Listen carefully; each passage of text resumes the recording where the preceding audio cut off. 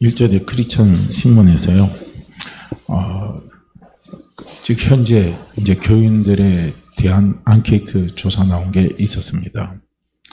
그 이제 조사 가운데 당신은 왜 교회를 나옵니까? 하고요. 이렇게 이제 물었어요. 이제 거기에서 가장 많이 나온 퍼센테이지가 뭐냐면 마음의 평안을 얻기 위해서 교회를 나옵니다. 그렇게 되어 있습니다. 제일 많은 퍼센테이지를 차지한 거예요. 그래서 저는 거기서 깜짝 놀랐죠. 아, 교회에 나오는 목적이 마음의 평안을 얻기 위해서 나오는구나. 그것도 목적 가운데 하나지만 그것이 우리 진정한 교회에 나오는 목적은 아니잖아요. 그죠? 이게 중요한 거예요. 특히 3040 세대는요, 이 부분이 아주 두드러지더라고요. 그건 곧 무엇을 의미하냐면요, 영혼의 때를 준비하지 못한다는 거예요. 이게 참 안타까운 겁니다. 신앙의 가장 중요한 목적은 내 마음의 평안보다도 우리는 내 영혼의 때를 준비를 해야 돼요. 내 영혼의 때입니다. 요즘은요, 병도요, 나이 관계없이 찾아오잖아요. 옛날에는 당뇨병 하면 연세가 좀 들고 그런 분들이 좀 이렇게 있으면 찾아오잖아요. 근데 요즘은요, 20대에도 당뇨병 찾아오잖아요. 20대에도 고혈압 찾아오잖아요. 고지혈증요, 20대 젊은 사람들 막 찾아옵니다. 심장병도 마찬가지입니다. 이래요. 그러니까 지금은 나이가 젊든 나이가 많든 간에요. 죽음의 문제는 피해갈 수 없는 문제고, 그리고 그 죽음은 항상 우리는 준비를 해야 될 부분들입니다. 그러니까 이 영혼의 때는 뭡니까? 죽음 이후예요. 죽음의 이유를 바라보고 달려가는 거예요. 우리는 이게 지금 중요한 거예요. 뭐 죽고 나면 그냥 흙이 돼서 한 줌의 재가 돼서 사라진다면 인생에 무슨 큰 의미가 있겠습니까? 인생 그렇게 해요. 뭐 아둥바둥 살 필요가 뭐 있겠어요. 근데 중요한 것은 무엇이냐면 분명히 우리 영혼은 있다는 거예요. 영혼은 있기 때문에 영혼의 때를 준비해야 돼요. 우리가 교회를 나오는 이유가 바로 거기에 있는 거예요. 내 영혼의 때를 준비하기 위해서 나오는 겁니다. 내 마음의 평안을 찾는 것도 그 가운데 한 부분이 될 수는 있어요. 그러나 내 영혼의 때를 준비하는 믿음의 신앙이 갖춰지면요, 그 사람은 마음의 평안이 있을 수밖에 없어요. 이겁니다. 오늘 이 데살로니가전서 제가 1장 3절인데, 이 데살로니가 1장 3절은요, 바울이 데살로니가 교회를 향해서 항상 기도할 때마다 늘 생각나는 거예요. 늘 기도할 때마다 데살로니가 교회를 생각하면서 기도할 때마다 생각나면서 하나님 앞에 감사한 겁니다. 하나님께 감사한 거 세 가지입니다. 이 세 가지가 오늘 본문 말씀이에요. 그러니까 우리가 고린도전서 13장에 보면 믿음, 소망, 사랑, 이거는 영원히 함께 한다고 그랬죠. 그 중에 사랑은 제일이라 이렇게 말했잖아요. 그런데 고린도전서 13장의 사랑장에 나오는 사랑의 정수가 바로 어디 있느냐면 지금 고린도 교회에 있다는 거, 데살로니가 교회에 있다는 겁니다. 참 너무나 놀랍잖아요. 이 데살로니가는요, 이 데살로니가 교회는 사도 바울이 제2차 선교 여행을 할 당시입니다. 그러니까 시기적으로 생각하면요, AD입니다. 주님 오시고 난 다음에요, AD 49년에서 52년경에 이제 사도 바울이 제2차 선교 여행을 할 때 마케도니아라 같으면 오늘 우리로 말하면 경상도 지방을 이야기하는 거예요. 경상도 안에 우리가 여러 가지 시가 있잖아요. 그죠? 그 시인데 그 마케도니아에서 이제 시의 빌립보 교회를 사도 바울이 개척하고 두 번째 개척한 교회가 어떤 교회냐면 바로 이 데살로니가 교회입니다. 그래서 이 데살로니가 교회는요, 그 당시 인구가 사도 바울이 전도하러 갔을 때 당시 인구가 20만 명 정도가 됐대요. 그러니까 어마어마한 큰 도시죠. 대도시예요. 그래서 마케도니아 지방에서는 제일 큰 도시고 행정 수도였다고 합니다. 그런 이런 이유 때문에 사도 바울이 이 데살로니가 지역은 상당히 중요한 선교적인 거점이 될 수가 있는 거죠. 그래서 이제 사도 바울이 전도여행 다닐 때마다 늘 사도 바울에게 따라온 것이 뭐냐면 유대인들의 극심한 박해입니다. 핍박이 있어요. 그래서 항상 피해 다니고 도망 다니면서 늘 선교여행을 했던 거예요. 그래서 사도 바울은 이제 데살로니가로 옮겨와서 전도 활동을 수행했어요. 이때 이제 다수의 이방인 무리가 회심을 하게 됐습니다. 그런데 이 데살로니가 지역의 전도 사역도 길질 못했어요. 왜 그러냐면 그 적대적인 복음에 대한 적대적인 유대인들의 극심한 박해가 있었기 때문에 오래 머물지 못했습니다. 그래서 유대인의 박해로 인해서 데살로니가에 머물 수 없게 된 바울은 급기야 어디로 편한 베리아라는 지역으로 사도 바울이 휘신하게 되고 거기까지 또 유대인들이 찾아와서 괴롭히고 박해를 하니까 또 아덴이라는 곳으로 사도 바울이 도망갈 수밖에 없는 거예요. 피할 수밖에 없어요.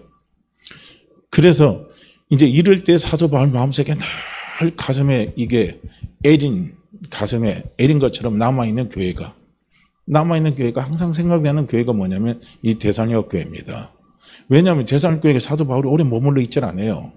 그러면 어떤 자리에 보면 몇 개월이 있다고 그러고 또 어떤 데서는 사도 바울이 한 3주간밖에 이제 데살로니가 교회에 개척을 하고 3주 정도 있으면서 그냥 사도 바울이 가르치고 양육했다. 그렇게 돼 있어요. 그런데 어쨌든 간에 이제 막 생겨난 쉽게 말하면 개척교회예요. 신생교회입니다. 그러니까 데살로니가 교회를 생각하면 걱정이 될 수밖에 없죠. 왜냐하면 데살로니가 교회 지역적인 환경이요.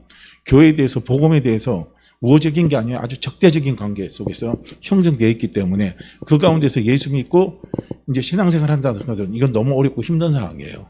그러니까 이제 그런 교회를 생각할 때마다 그 성도들을 생각할 때마다 바울은 늘 가슴이 아픈 거예요. 그래서 번번이 데살로니가 교회를 방문하려고 해도 이런 사단의 세력이죠. 그러니까 사도 바울은 뭘로 표현했냐면 성경에는 사단의 방해로 내가 여러 번 방문하려고 시도를 했지만 잘 되질 않았다. 이렇게 말합니다.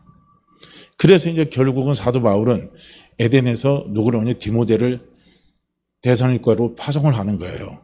그쪽 지역을 한번 가서 어떻게 하고 있는지 네가 한번 돌아보고 와라. 그리고 이제 파송해서 보내고 그리고 이제 디모데가 다시 이제 바울이 있는 곳으로 귀환을 해서 바울에게 데살로니가에 대한 소식을 보고를 하는 거예요. 그런데 이제 그 소식을 보고한 그 소식을 사도 바울이 듣고 난 다음에 그리고 쓴 서신서가 바로 데살로니가 전서 후서예요. 이렇게 해서 나온 겁니다. 그런데 이제 디모데가 가지고 온 소식은 너무나 기쁜 소식이었어요. 그러니까 여기서 사도 바울이 이제 내가 살았다 이거예요. 그런 말을 하는 거예요. 이제 내가 살았다. 왜냐하면 사도 바울이 데살로니가 교회 성도들이 그 신앙적인 삶의 모습을 딱 듣고 나니까 이제는 자기가 가슴이 막 이게 쪼였다고 그러니까 막 잠을 못 잘 정도로 어떤 때는 걱정이 되고 근심도 되고 막 이런 상황이었는데 그런데 이제는 내가 이제 가슴이 이제 놓아도 된다는 거예요. 쪼이는 게. 그러면서 이제는 내가 살았다 하고 사도 바울이 그걸 성경에는 그렇게 표현을 하고 있는 거예요. 그만큼 사도 바울은 데살로니가 교회를 사랑했어요. 근데 이제 그래서 사도 바울에게 보고하는 그 보고의 핵심이 뭐냐면 오늘 본문이에요. 디모데가 딱 이제 데살로니가 교회를 방문해서 그리고 그들의 성도의 삶의 모습을 딱 가서 보았는데 보니까 데살로니가 교회는요 어떠냐면은 믿음의 역사가 있습니다. 사랑의 수고가 있어요. 예수 그리스도에 대한 소망의 인내가 있더라고요. 그러면서 교회가 든든히 뿔을 내리면서 달려가고 있습니다. 하고 바울에게 그렇게 보고를 했던 거예요. 그게 바울이 얼마나 기쁘겠어요. 그래서 이제는 뭡니까? 한숨 났다 이거예요. 이제 또 반면에 이제 데살로니가 교회 이게 긍정적인 면도 있지만은 좀 부정적인 면이 또 하나 있어요. 그건 뭐냐면 이제 성도들의 삶의 문제 속에서 주님의 재림이 너무 가깝다가 하니까 사람들이 일을 안 해요.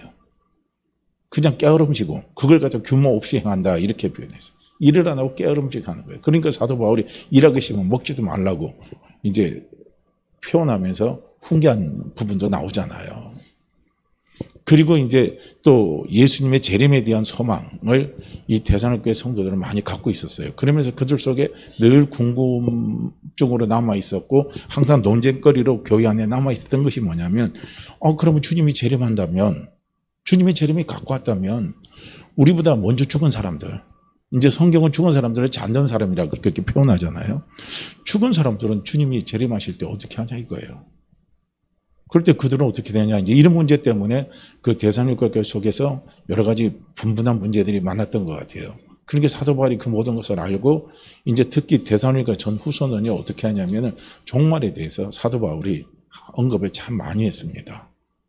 그래서 이제 대살로니가 전후서를 가르쳐서 종말론적인 서신서라 이렇게요 사람들이 평가를 하는 거예요. 종말에 대해 이야기하는 거예요. 주님이 오실 때를 대비해서 이야기를 하는 겁니다.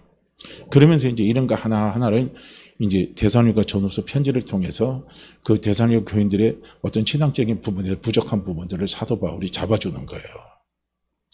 이제 어쨌든 우리가 부정적인 면도 있고 긍정적인 면이 있는데 부정적인 면보다도 이 대살로니가 성도들의 긍정적인 면이 엄청나게 큰 거예요. 그러니까 사도 바울이 이제 내가 살았다 이거예요. 그런 말을 하는 거예요. 그러니까 오늘 다음 주가 우리는 송년주일이잖아요. 그리고 우리는 지금 연말을 향해서 달려가고 있어요. 그런데 우리는 연말 되면은 우리 마음을 늘 우리는 들뜨기보다는요. 우리는 우리 자신을 항상 되돌아보는 시간을 가져야 돼요. 늘 되돌아봐야 됩니다. 왜냐하면 우리의 종말이 더 가까웠거든요. 주님이 오시는 시기가 더 가까웠어요. 내 개인적인 종말도 가깝고요.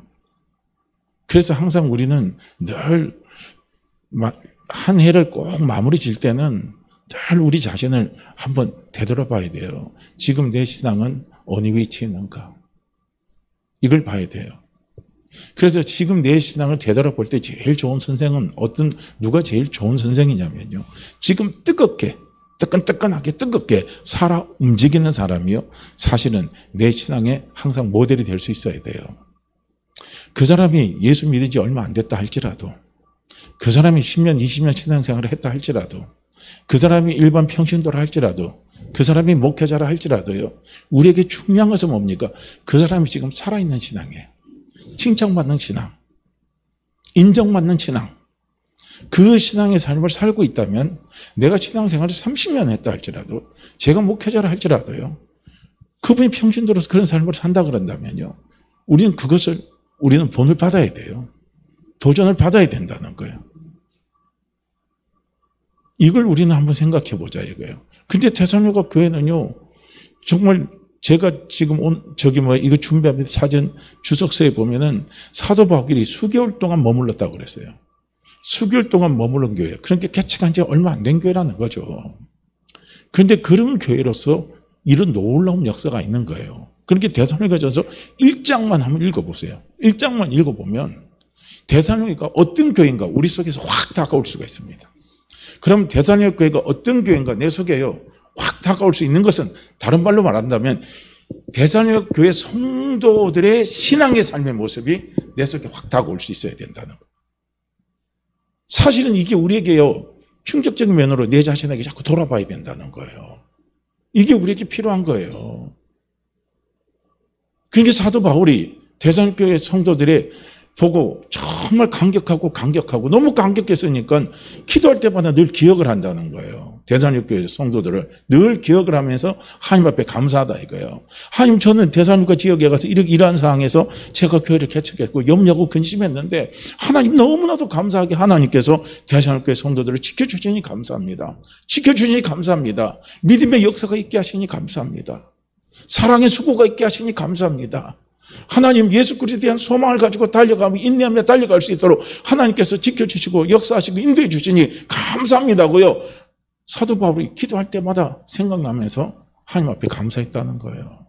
그러니 이 교인들, 이 성도들이 얼마나 뜨끈뜨끈한 신앙을 가지고 있어요. 얼마나 사원을 움직이는 신앙을 갖고 있는지를 우리는 볼 수가 있는 거예요. 요즘 지금 우리가 지금 생활하고 있는 그리고 주님이 재림이 정말로요 우리가 가까울수록요 교회의 모습은 지금 어떤 모습으로 달려가냐면 두 가지 모습으로 달려가요. 저는 우리 교회가 그런 교회 되지를 원치 않고 우리 한국 교회가 그런 교회가 되지 않기를 원합니다. 왜냐하면 경건의 모양은 있는데 경건의 능력이 없는 거예요. 이게 문제예요. 경건의 모양은 뭡니까? 나는 믿는다고는 해요. 근데 믿음에 뭐가 있어요? 역사가 있어야 되는데 믿음의 역사라는 것은 믿음으로 말미암는 역사예요. 일입니다. 행입니다. 이게 있어야 되는 거예요. 그게 없으면 안 된다는 거예요. 이 마지막 시대에 정말 우리는 종말의 끝자락에서 달려가잖아요. 그리고 우리는 정말 지금 우리가 신앙생활을 할 때요, 경책을 해야 될 시기입니다. 요즘 우크라이나하고 러시아 전쟁이 일어나면서 이게 이제 유럽으로요, 전쟁이 확산되면 3차 대전으로 간다는 거예요.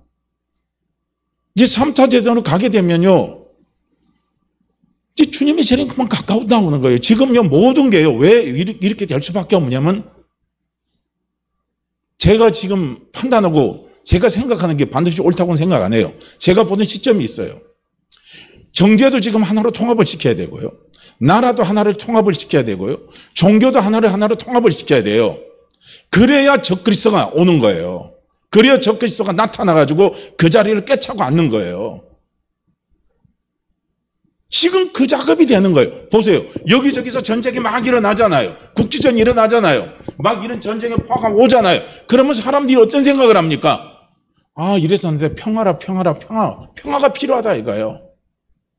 서로 이익을, 욕심을 중간에서 중개할 수 있는 뭔가가 필요하다. 그러기 위해서는요, 어떻게 합니까? 세계가 하나가 돼야 된다는 여론이 형성이 될 수밖에 없어요. 그러니까 예수님이 언제 오십니까? 평안하다 할 때 그때 예수님이 오신다는 거예요. 이걸 우리는 봐야 된다는 거예요. 저는 우리 교회 성도님들이요, 교회 나와서 마음에 안정을 얻고 마음의 안식을 얻는 거 괜찮습니다. 그러나 정말 우리에게 중요한 게 뭐냐면요, 부활에 대한 믿음이 있어야 돼요. 재림에 대한 믿음이 있어야 된다는 거예요. 부활이 없으면 무슨 의미가 있습니까? 부활이 없으면 무슨 의미가 있어요? 아무 의미가 없는 거예요. 그냥 살다가 죽고 가는 건데 아니잖아요. 지금 전체적으로요, 지금 자꾸 희석화시키는 게 뭔 줄 아십니까? 이제는요, 교회도 부활이 없는 교회가 있다니까요. 부활을 이야기를 안 해요. 부활을 말을 안 합니다. 심각하죠. 지금 우리의 시기를 잘 보셔야 됩니다. 그래서 여기서 전쟁이 일어나면요, 이제 통합 정부가 나오게끔 여론이 형성이 돼 있잖아요. 그런 분위기가 형성이 돼 있잖아요. 그래서 통합 정부를 딱 만들면 어떻게 되느냐? 아, 이제 우리가 평화라 이거야. 이제 평화. 그들이 내세운 거, 사단이 내세우는요, 가장 좋은 게 뭔 줄 아십니까? 이슈가 뭔 줄 아세요? 슬로건이 뭔 줄 아십니까? 인류 평화입니다. 이게 사단이가 내세우는 거예요. 평화예요. 그래서 예수님의 재림은요, 사람들이 평안하다 할 때요, 도적같이 와버리는 거예요. 우리는 그거 깨닫고 있어야 됩니다. 그 다음에 두 번째 경제통합이에요. 어떤 분이 그런 말을 하더라고요. 지금 미국이 왜 금리를 팍팍 올리고, 그리고 러시아 전쟁하고 이렇게 하잖아요. 근본적으로 지금 세계 경제를, 미국에 대항하는 세계 경제 흐름을요, 다 끊어버리려고 한다는 거예요. 그래서 중국을 첫째는 중국 무너뜨리려고 한다는 거예요. 근데 지금 어젠가 보니까 보도에 보니까 중국이 드디어 미국 앞에 무릎을 꿇었다는 거예요. 미국이 중국에 요구하는 그 자료가 있는가 봐요. 제가 메모를 안에다 지금 기억을 못 하는데, 그걸 내놓으라고 그렇게 요구를 했는데도 중국이 계속 거절하다가 드디어 내놨답니다. 그래서 중국이 미국 앞에 무릎을 꿇었다 이거예요. 그러면서 경제가 한 나라 중심으로 경제가 하나로 또 묶어지는 거예요. 경제 통합이 이루어지죠. 그 다음에 이제 뭐가 이루어져야 되겠어요? 이념보다 더 무서운 게 종교전쟁이라는 거예요. 보세요. 종교가 하나로 돼야 돼요. 다 종교마다 제 목소리가 내고 제 목소리 다 내죠. 나 똑똑하다고 다 안 하면요, 하나가 될 수 있어요, 없어요? 절대로 하나가 될 수가 없습니다. 그렇기 때문에 종교도 지금 하나로 묶어가야 된다는 거예요. 그래서 로마 캐토릭이 이슬람도 찾아가고 힌두교도 찾아가고 유대교도 찾아가고 다 찾아와서 우리 화합합시다. 하나 됩시다. 평화를 위해서 하나 됩시다. 하고 자꾸 외치는 거예요. 그러면서 드디어 세계 종교 평화 협정이라는 걸 맺었습니다. 그게 맺었어요. 루터교 있죠.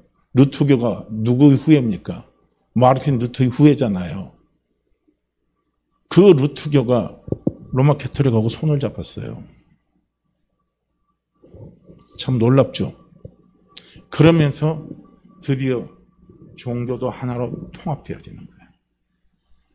그러면 이제 그 다음에 일어날 사건이 뭐냐면 휴거 사건입니다. 깨어 있어야 된다는 거예요. 깨어 있어야 됩니다. 지금 흐름이 이렇게 흘러가고 있어요. 이걸 우리는 잘 보셔야 된다는 게 이제 통합으로 가는 거예요. 모든 건 통합으로. 그렇게 해서 보세요. 종교도 통합이 되죠. 경제도 통합이 되죠. 나라의 어떤 것도 한 정보로 해서 통합이 되죠. 그러면 사람들이 이제는 뭡니까? 아이고 살았다. 이제 전쟁 없지. 이제 종교 전쟁 없지. 아 이제 뭐 경제적으로 있잖아요. 고통받는 거 없지. 얼마나 좋아요. 그러니까 사람들이 이제 평화 평화 외치잖아요. 외칠 때 그때 예수님이 도적같이 임한다는 거예요. 그때 휴거의 사건이 이루어지는 거예요. 그 시기와 맞물려서 예루살렘에 이제 제3성전 지금 준비하고 있잖아요. 언제든지 성전을 지을 준비가 되어 있다는 거예요. 예루살렘 성전. 그 예루살렘 성전 우리가 말하는 성전하고 다른 거예요. 그건 구약에서 말하는 성전입니다. 그들이 유대인들이 하는 성전이에요. 우리의 성전, 우리 자신이 성전입니다. 이제 그럴 때가 온다는 거예요. 곧 왔어요, 이제요. 깨어 있어야 된다는 겁니다.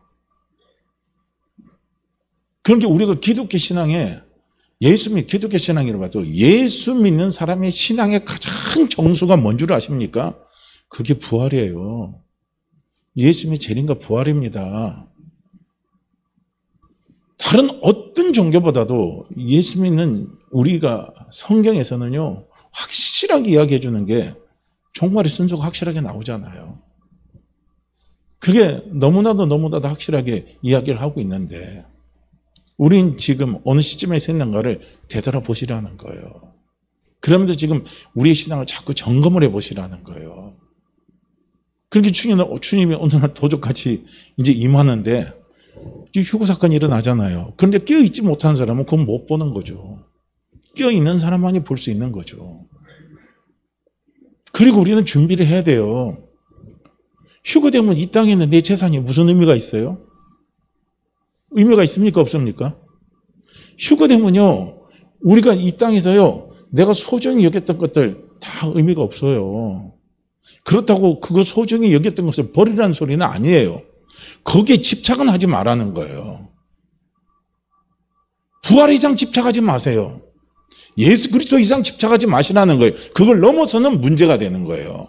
그렇다고 우리가 다미송계처럼요, 뭐 주님이 맨날 몇 시에 오신다 그러니까 집도 버리고 가정도 버리고 직장도 버리고 학교도 다 안 가고 흰옷 입고 산에 올라가서 그냥 기도만 하는 거, 그건 아니에요. 주님이 내일 오신다 할지라도 우리는 우리에게 주어진 삶에 최선을 다해야 됩니다. 최선은 다하는데 그 최선이 뭡니까? 재림이나 부활을 바라보지 못하고 거기 푹 빠져버리는 거, 그게 문제라는 거예요. 깨어있지 못하고 빠지는 거, 그건 영적인 잠을 자는 거예요. 그 잠에서는 깨어있어야 된다는 겁니다. 여기서 깨어있지 못하면 안 되는 거예요. 그래서 이 대단역 교회, 얼마 되지 않는 교회에서요, 놀라운 세 가지가 있잖아요. 믿음의 역사입니다. 자, 이 믿음의 역사라는 것은요, 무엇을 이야기하냐면요, 믿음의 역사는 여기 원어적인 부분으로요, 표현돼서 말을 하면은 믿음으로 말미암은 역사입니다. 믿음으로 비롯된 역사예요. 그럼 믿음으로 말미암은 역사, 믿음에서 비롯된 역사, 이 말의 표현을 딱 보게 되면요, 내면과 외면이 같이 나타나는 거예요. 그죠? 믿음은 내면에서 생기는 거예요. 역사는 뭡니까? 외면에서 나타나는 겁니다. 무엇으로 나타나요? 행위로 나타나는 거예요. 하는 일로 나타나는 거예요. 믿음의 역사가 있어야 된다는 거예요. 나는 예수를 믿고, 나는 예수를 믿고, 나는 성령을 믿고, 나는 성령을 믿고, 나는 부활을 믿고, 나는 재림을 믿고, 나는 하늘나라를 믿고 나는 부활의 상급을 나는 분명히 바라본다고 나는 믿는다고 했는데 그게 믿었나가? 네 속에 믿냐? 믿는다면 그게 무엇으로 나타나야 돼요? 그 믿음으로 말미암아 그게 무엇으로 나타나요? 행동으로 나타나야 된다는 거예요. 이해가 되시죠? 사람을 평가할 때 어떻게 평가합니까? 나 너 사랑해. 너 나한테 한번 언제 투자해 막 이러잖아요. 내가 널 믿고 뭘 믿고 내가 너를 투자해? 그러잖아요. 나 한번 믿어봐 그러잖아요. 그럼 그 사람을 믿으려면 주변 사람들에게 한번 알아볼 거 아닙니까? 저 사람이 어떤 사람인가를 평판을 들어볼 거 아니에요. 저 사람 알아? 저 사람 알아? 저 사람 알아? 알아? 이렇게 하잖아요. 저도 일전에 한번 개척해 놓고 그런 일이 있었어요. 어떤 사람이 바로 우리 교회에 온다고 그래요. 그래서 제가 한 건물이 우리가 6층이고 저는 7층이에요. 한 건물에 6층, 7층 같은 교회가 있는 게 보기 안 되잖아요. 한번 예배 들어보니까 사운드가 둘러온 게 주 하나님하고 위에서 주 하나님이에요. 아주 그냥 기가 막혀요. 사운드가 막 같이 울리니까요. 퍼져서 울리니까 같은 건물에서. 그래서 나중에 제가 포기했어요. 그분 만나가지고 우리 단판 집시다 그랬어요. 그럼 우리 교회 당신이 인수하고 우리는 다른 데로 옮겨가겠다. 그렇게 했는데 그렇게 하재요. 그러면서 그 사람이 이제 자기가 쭉 이야기하는 걸 제가 듣다 보니까 미스픽한 게 있는 거예요. 그래서 그 사람이 말한 걸 한 군데 전화를 다 해보니까 아닌 거예요. 못 믿어요. 왜냐면 그 사람이 해온 행적이 있으니까. 행위가 있다는 거예요. 바로 그거예요. 사람을 평가할 때는 뭐가 있어야 돼요? 저 사람이 정말 예수 믿는 사람인가 아닌가를 우리는 평가를 최종적으로는 주님이 평가하시겠지만 그러나 사람들도 평가할 수 있는 평가의 기준이 있는 거 아니에요. 우리 성도도 성도끼리 평가하는 기준이 있는 거 아니에요. 훌륭한 목사라 그러고 훌륭한 성도라 그러면 훌륭한 목사로 훌륭한 성도로 써 있잖아요. 나름대로 보고 평가하는 기준이 있잖아요. 내가 아무리 훌륭한 목사라 한다 평가하는 기준이 있는데 그 평가의 기준은 뭘로 나타납니까? 역사로, 일로, 행위로 나타난다는 거예요. 데살로니가에는 이런 게 있었다는 겁니다. 오늘 우리 성도들에게도 이게 있어야 된다는 거예요. 이게 있어야 돼요. 내가 믿노라 하는 것은 경건이죠. 그런데 행위, 역사가 빠져버리면 경건의 모양입니다. 그런데 역사가 함께하면 경건의 능력이라는 거예요. 역사가 있어야 된다는 거예요. 이게 있어야 돼요. 오늘 그래서 데살로니가의 성도들은요, 어떤 부분에 대한 역사가 있냐면요, 이거예요. 데살로니가 성도들이 복음을 딱 듣고 나서요, 그들이 제일 먼저 결단해서 자른 게 뭐냐면 우상숭배를 딱 끊어버렸다는 겁니다. 너무나 놀라운 결단이에요.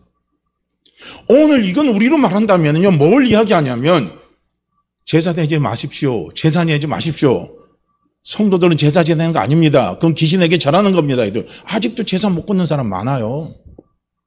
그것 때문에 시험 드는 사람 많습니다. 교회 다니다 로마 캐토릭으로 넘어가는 이유 가운데 한 부분도 그게 또 차지해요. 왜냐하면 거긴 제사를 허용하니까. 제사는 우상숭배입니다. 가장 단적인 예를 든다면요. 그런데 이 데살로니가 성도들은 우상숭배를 딱 없애버렸다는 거예요. 보세요. 믿으니까 그게 뭘로 나타나요? 행위로 나타나는 거예요. 행위로 나타나요. 왜냐? 우상숭배는 하나님이 싫어하는 거니까. 하나님이 원하시지 않는 거니까. 영적인 뭡니까? 간음이에요. 이걸 봐야 되거든요.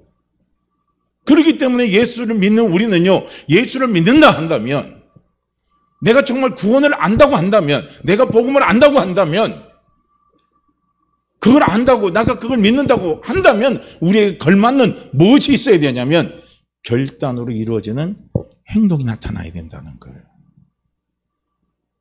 오늘 내가 신앙생활 30년을 하면서도, 40년 하면서도 그런 결단이 이루어지지 않는다면, 우리는 생각해 봐야 된다는 거예요. 항상 우리는요, 그런 거 있잖아요. 항상 하나님이 먼저라고 하지만요, 늘 우리의 삶 속에 보면 하나님이 뒤로 빠져요. 늘 뒤로 빠집니다. 하나님이 기뻐하시는 거 하지만요, 하나님 기뻐하는 게 어디 있습니까? 내가 기뻐하는 건 뭔지 아는데. 내가 좋아하는 건 뭔지 아는데, 우리가 원하는 건 뭔지 아는데, 우리의 기도 제목이 다 뭡니까? 하나님이 기뻐하시는 것을 기도 제목으로 내놓는 게 아니에요. 내가 원하는 걸 기도 제목으로 내놓지. 내가 원하는 걸 기도하는 거예요. 차라리 기도 제목 이렇게 나오면 좋아요. 하나님 기뻐하신 건 저는 모르겠습니다. 그러니 하나님이 무엇을 기뻐하신지 알게 하옵시고. 그리고 뭡니까? 하나님이 기뻐하시는 것을 제가 안다면 거기에 합당한 결단을 할 수 있는 마음을 주시옵소서. 믿음을 주시옵소서 하고요. 우리가 그렇게 기도하는 거죠. 믿음의 역사가 있어야 된다는 거예요. 그런데 데살로니가 성도들은 이런 믿음의 역사가 있었다는 거예요. 그 다음에 유대인들이 심각한 핍박 가운데서 사도 바울이 데살로니가 교회를 개척했잖아요. 그렇다고 데살로니가 지역에 복음을 핍박하고 박해하는 그 유대인의 세력들이, 주변 세력들이 없어졌겠습니까? 바울이 떠났다고 해서 절대 안 없어집니다. 데살로니가 지역가 그대로 그들이 남아서 교회를 괴롭히는 거예요. 성도들 한 사람처럼 괴롭히는 거예요. 핍박을 하는 거예요. 그럼에도 불구하고 교회가 굳건히 섰다는 거예요. 이건 곧 무엇을 이야기합니까? 믿음의 결단, 행위가 있었다는 거예요. 믿음의 역사가 있었다는 겁니다. 오늘 한번 보세요. 오늘 우리 믿음은 얼마나 연약한 믿음입니까? 조금만 우리는요, 어려움이 오고 힘듦이 오면요, 우리는 자꾸 넘어지려고 하고 자빠지려고 하고 시험이 오고 찾아오잖아요. 믿음의 역사는 그것을 뛰어넘어야 된다는 거예요. 할렐루야. 그걸 뛰어넘어야 돼요. 근데 이 데살로니가 교회는 얼마 되지 않는 교회예요. 불과 몇 개월 되지 않는 교회인데 이 교회에 이런 놀라운 역사가 있다는 거예요. 그렇다면 우리는 봐야 된다는 거예요. 그래서 저도 이걸 보면서 한번 생각해 보는 거예요. 우리가 예전에 뜨거웠던 신앙 한번 생각해 보세요. 뜨거웠던 믿음 한번 생각해 보세요. 물불 가리지 않았던 믿음 한번 생각해 보세요. 예전에 어떤 분은요, 막 몸이 막 불덩이 같이 되고 몸이 막 금방이라도 막 그 죽을 것 같은 어떤 막 그런 몸의 아픔과 고통이 와도요, 내 예배하다가 죽으면 죽으리라고 예배 참석하니까 병이 나버리는 거예요. 그 믿음이 어디 갔느냐 이거예요. 그 믿음이. 어느 분이 그랬어요. 저한테 어느 분이 임신을 했는데 태아가 거꾸로 서가지고 이게 나오게 되면 태아도 위험하고 산모도 다 위험하대요. 그 병을 뭐라고 그러는데 제가 오래돼서 까먹어버렸는데요. 저한테 그 말해요. 목사님 할렐루야 하더라고요. 그래서 저는 무슨 좋은 일이 있어서 할렐루야인 줄 알았어요. 근데 이야기를 보니까 그 내용이에요. 그런 위급한 상황에서 금요일날 기도에 나와서 참석하더라고요. 기도에 참석하고 하니까 태아가 정상으로 돌아왔다는 거예요. 보세요. 결단하고 달려고 매달릴 때요, 살아 움직입니다. 그게 믿음의 역사예요. 결단입니다. 그렇게 믿으면은 내가 내면적으로, 믿음은 내면에서 오는 거거든요. 내면에서 생기고, 내면에 생기진 믿음이 이제 뭔가 외면으로 나타나 보여야 되잖아요. 그래야 믿음 있는 사람이라고 보는 거니까. 우리가 물론 광신하고는 구분을 해야 되겠죠. 그래서 딱 보세요. 외면으로 나타나잖아요. 그게 행위로 나타나잖아요. 이게 되어져야 되는 거예요. 그런 게 제가 늘 말씀드리잖아요. 우리 성도님들, 제가 가장 곤란한 질문 뭐냐? 주일날 결혼식인데 가야 돼요, 말아야 돼요? 제가 어떻게 대답을 해요? 하나님이 주일날 결혼식 참석하는 게, 장례식 참석하는 게, 그게 하나님 원하신다면 가시라는 거예요. 그것이 하나님 원치 않는다 그러고, 그게 하나님 기뻐하지 않는다면 차라리 토요일 가서 조문하시라는 거예요. 만약에 5만 원 줄 거 10만 원 주고 오면 되잖아요. 요즘 뭐 돈이 대세인데요. 돈이 대세인데 딴 사람 5만 원 주고 내가 조금 더 주고 오면은 그 사람 고마워하지, 뭐 뒤에서 이런 말 안 해요. 그렇게 해서 미리 하고 오면 되잖아요. 그런데 그걸 꼭 물을 일입니까? 그건 물을 일이 아닌 거예요. 너무 이거 아닌 거거든요. 그걸 어떻게 하면 합리화시키는 거지. 이 믿음의 역사가 아직까지도 아니라는 분이 많아요. 참 많습니다, 의외로요. 한 단적인 예를 든다면 그런 거예요. 그런데 데살로니가 성도들은요, 믿음의 역사가 있었다는 겁니다. 그래서 바울이 감격을 한 거예요. 이제 내가 살았다 이거예요. 이게 너무 중요한 겁니다. 그 다음에 이 사도 바울이 감사한 게 뭐냐면요, 이 데살로니가 교회에는 사랑의 수고가 있었다는 거예요. 여기서 말하는 사랑이라는 것은요, 필로스도 아니고 에로스도 아니고 아가페입니다. 필로스는 뭡니까? 친구 간에 느끼는 사랑이에요. 에로스는 뭡니까? 이성적인 사랑이잖아요. 그런데 아가페는 뭡니까? 하나님의 헌신적인 사랑입니다. 그러니까 이 빌립보 교회 성도들은 복음을 딱 들을 때 하나님의 사랑을 알아버린 거예요. 그 사랑을 체험한 겁니다. 아, 예수님이 십자가를 못 박혀 돌아가시고 부활하신 것은 정말 우리 같은 죄인들을 구원하시기 위해서, 우리를 위해서, 나 하나 살리기 위해서 예수님 십자가에서 엄청난 고난과 고통을 다 받으시면서 그분이 돌아가시고 나에게 하나님의 생명을 주시기 위해서 부활하셨구나. 이걸요, 이 사람들이 믿었다는 거예요. 이걸 체험을 한 거예요.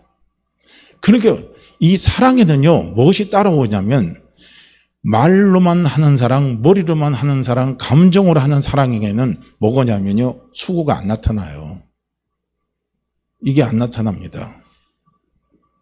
그러니까 항상 사랑에는 뭐가 따라오냐면요, 그게 따라와. 아가페적인 사랑에는 뭐가 따라오냐면요, 수고가 따라오게 돼 있습니다. 항상 따라오게 돼 있어요. 그래서 아가페적인 사랑을 내가 느끼고 그 사랑에 감업하고 그 사랑을 경험하고 그 사랑을 체험하고 그 사랑에 내가 울고 그 사랑에 내가 굴복을 하게 되면 뭐냐면요, 수고가 와요. 수고가 옵니다. 그래서 여기서 수고라는 말은 뭘 얘기하냐, 코포스예요. 코포스 원어로는요. 이 코포스인데, 이 코포스는 뭐냐, 피곤할 정도의 노동 또는 녹초가 될 정도의 고된 일을 의미한다는 거예요. 이 수고가. 요즘 교회는 이런 수고가 많이 사라졌죠. 거의 없다고 봐야 돼요. 수고가 없어요. 안 하려고 그럽니다. 돈으로 다 해결하려고 그러지. 돈으로 해결하면요, 공동체적인 의식이 사라집니다. 내 교회에 대한 의식이 사라져요. 다 돈으로 다 해결해 버리니까. 그런데 내 땀이 들어가고 내 눈물이 들어가고 거기서 뭡니까? 내 기도가 들어가고 이런 데는요, 애착이 있어요. 애착이 있습니다. 그런데 그게 없으면 애착이 없어요. 그런데 예수님의 그 헌신적인 사랑, 하나님의 헌신적인 사랑에 대한 체험이 있으면 자기도 이런 수고를 하는 거예요. 그런데 이 수고를 해도요, 결코 짐이 안 돼요.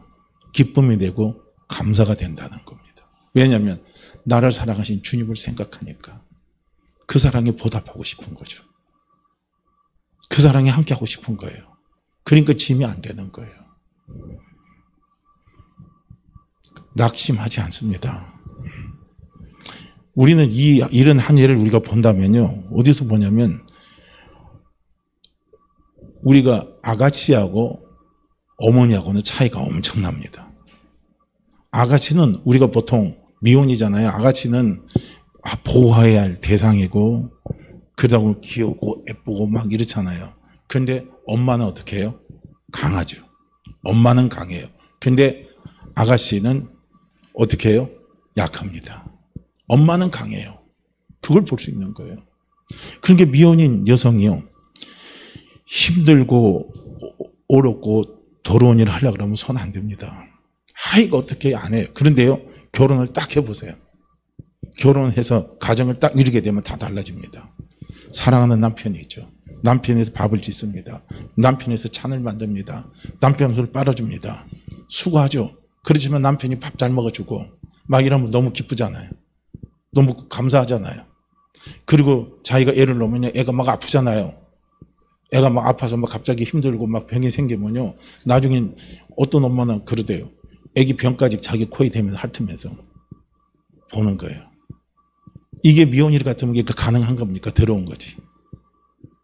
근데 내 새끼니까, 내 사랑이니까 그렇게 하는 거예요. 그렇다고 그걸 수고로 생각합니까? 그 짐으로 생각 안 하잖아요. 그건 당사자에게요, 짐이 되지 않습니다. 사랑은, 아가페적인 사랑은요, 희생과 수고를 우리에게 사실은요, 여우란 말은 좀 표현은 뭐하지만요, 희생과 수고를 하게끔 해요. 그 사랑이 있으면요. 그렇게 할 수밖에 없습니다. 그래서 한번 보세요. 우리가 전도 현장이라든지 내가 전도하고 싶은, 한정원을 전도하고 싶은 태신자를 내 가슴에 품고 있으면요, 그 태신자를 향한 내 마음에 사심은 하나도 안 들어갑니다. 사심이 들어가질 않아요. 물질이 들어가도 아깝지가 않고요. 그 사람이 나온다고만 한다면, 예수 믿는다고만 한다면, 구원 받는다고만 한다면 하나도 안 아까워요. 아까운 게 어디 있습니까? 다 주지. 싹 줘요. 그거 하나밖에 없는 거예요. 이게 사랑의 수고죠. 한 예를 또 든다면. 이런 사랑의 수고가 있어요. 그러니까 하나님의 사랑을 우리가 알면요, 내가 속해 있는 내 교회 공동체가 얼마나 아름답습니까? 내가 속해 있는 내 공동체가 얼마나 귀합니까? 이런 것들이에요. 귀하고 아름답잖아요. 그렇게 함께하고 수고하는 거예요.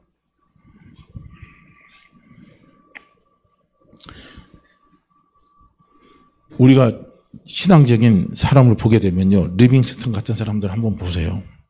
복음을 증거하기 위해서요, 죽음을 각오하고 아프리카에 가서 일생을 보냈습니다. 슈바이츠 같은 사람도 한번 보세요. 대학 교수직을 내려놓고요, 식인종이 있는 곳으로 가서 한자를 돌면서 살 수 있었습니다. 손양 목사님 같은 경우도 나환자촌에 가서요, 자기가 남양 환자까지 되면서 나환자를 돌보면서 그렇게 살았습니다. 그렇지만 그들에게는 그게 하나도 다 짐이 되지 않았다는 거예요. 왜냐하면 그리스도의 사랑을 알았기 때문에요. 그러니까 이 데살로니가 교회 성도들에게 이런 게 있는 거예요.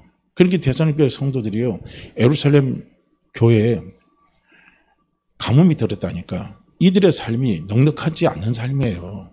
삶인데 힘에 지나도록 헌금을 해서 성금을 해서 데살로니가 예루살렘 교회에 보내준 거예요. 그 교회에 힘이 되니까. 그걸 또 칭찬하잖아요. 이런 것들이 있어요. 사랑에는 사랑의 수고가 있다는 겁니다. 그 다음에 예수 그리스도에 대한 소망의 인내가 있습니다. 소망입니다. 그래서 여기서요, 인내라는 거예요. 인내는 히포모네인데요. 여기서 히포라는 말은 무엇 아래입니다. 무엇 아래에 있고요. 그 다음에 메노라는 것은 머물러 있다는 거예요. 그러니까 이 히포메네의 인내라는 말은 뭐냐면 문자적으로는 견딜기 힘들지만 지고 있는 짐 아래서 그대로 머물고 견딘다는 겁니다. 우리 믿음의 사람들에게는 이게 필요한 거죠. 내가 예수 믿으려고 하고 우리가 정말 부활을 보고 재림을 보고 소망하고 달려가고 이 땅에 살아가다 보면 그것을 모르고 그것을 인정하지 않는 사람들로부터 오늘 수많은요, 우리가 어려운 짐들이 많이 있습니다. 그 짐이 내 어깨를 짓누르고 있어요. 그렇지만 어떻게 합니까? 그것 때문에 떠나지는 않는다는 거예요. 그렇게 데살로니가 교회 성도들은 이런 게 있었다는 겁니다. 그러니까 우리는 이 소망이라는 건 무엇이겠습니까? 예수 그리스도에 대한 소망은 최종적으로 뭡니까? 재림에 대한 소망이고 부활에 대한 소망입니다. 예수님이 재림하시고 그리고 부활했을 때 주께서 우리에게 주실 그 소망입니다. 주실 상급 면류관입니다. 그러니까 우리가 성경의 마지막은요, 요한계시록의 마지막은 뭡니까? 우리에게 소망을 제시해 주는 거예요. 어떤 소망? 마라나다 주 예수여 어서 오시옵소서. 예수님이 다시 오시는 거예요. 예수님이 다시 오는 게 우리에게 소망이 돼야 되는 거거든요. 이제는 우리는요, 초림의 주를 감사하고 찬양하지만 우리는 재림의 주를 대망하는 믿음의 소망이 우리에게 넘쳐야 됩니다. 그게 살아 움직여야 돼요. 그게 빠지면 안 된다는 거예요. 이게 우리에게 필요한 겁니다. 그 소망이요, 인내할 수 있는 거예요. 견뎌낼 수 있는 거예요. 어려움을 이겨낼 수 있는 겁니다. 그러니까 이 데살로니가 교회 성도들이 당하고 있는 어려움을 이겨낼 수 있었던 힘이 다 어디 있느냐면요, 바로 이거예요. 예수 그리스도 재림에 대한 소망을 그들이 갖고 있었기 때문에 그 박해와 어려움이 있어도 이겨낼 수 있는 거예요. 그러니까 오늘 우리는 이 세 가지입니다. 바울이 기뻐했던, 바울이 늘 하나님 앞에 감사했던 이 세 가지입니다. 이 세 가지를 오늘 우리 자신이 한번 돌이켜보자는 거예요. 그렇다고 저도 이렇게 살아내는 그런 충만한 삶이라고 저도 말씀을 못 드립니다. 그러나 우리 자신은 한번 되돌아보자는 거예요. 내 속에서는 믿음의 역사가 있는지, 지금 내 안에는 지금 사랑의 수고가 있는지, 나는 예수 그리스도 재림에 대한 소망을 지금 갖고 살아가고 있는지 한번 되돌아보시기를 바랍니다. 한국 교회가 점점 고령화되고 간다고 그러잖아요. 그 말은 다른 말로 한다면 종말을 향해서 가는 거예요. 주님 만나러 한 걸음 한 걸음 더 가는 거예요. 우리 뒤안길을 돌아보시면서 오늘 우리 자신의 모습, 내 신앙의 모습을 한번 우리가 진지하게 한번 되돌아보시기를 바랍니다. 그래서 하나님 믿음, 소망, 사랑, 역사, 수고, 인내 하며 살아갈 수 있는 그런 신앙의 삶이 될 수 있도록 성령님 좀 도와주십시오 하고요. 우리 함께 같이 기도하며 새롭게 시작할 수 있는 우리 모두가 되기를요, 주의 이름으로 축복합니다. 자, 우리 함께 이 말씀 읽고 같이 기도합니다. 3절입니다. 너희 믿음의 역사와 사랑의 수고와 우리 주 예수 그리스도에 대한 소망의 인내를 우리 하나님 아버지 앞에서 끊임없이 기억함이니, 너희의 믿음의 역사와 사랑의 수고와 우리 주 예수 그리스도에 대한 소망의 인내를 우리 하나님 아버지 앞에서 끊임없이 기억함이니, 너희 믿음의 역사와 사랑의 수고와 우리 주 예수 그리스도에 대한 소망의 인내를 우리 하나님 아버지 앞에서 끊임없이 기억함이니. 아멘. 우리 함께 같이 기도합니다. 같이 기도하죠. 오 할렐루야. 하나님 아버지, 참으로 감사하고